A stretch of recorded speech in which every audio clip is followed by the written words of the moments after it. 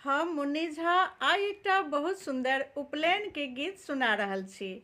आब पूस महीना खत्म भऽ गेलै तऽ सबटा परोजन शुरू भऽ गेल अछि, बुझलियै।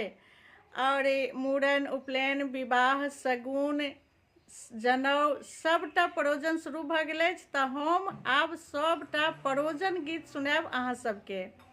तऽ हमर पेज मुन्नी झा पेज पर जाकऽ जतेक परोजन गीत छै से सब अहाँ सब सुनब। हम रोज गीत राखै छियै और वीडियो सब बना के राखै छियै, ओहो सब देखबै और कनी सपोर्ट करबै।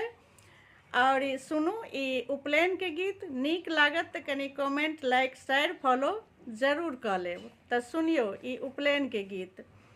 बउआ के दीने ताका गेलै धोतिया, रंगा गेलै रे। बउआ के दीने ताका गेलै धोतिया, रंगा गेलै रे। ललना रे गामे पड़ी गेले हाकार की, बउआ के जानऊ अछि रे। ललना रे गामे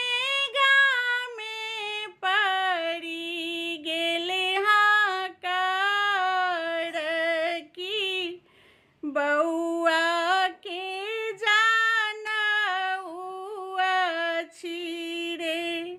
बउआ के मौसी एलखिन मौसा संगे, मामी एलखिन मामा संगे रे। ललना रे बाउआ के दीदी गाम के हजाम संगे, देखते सब चकित भेली रे।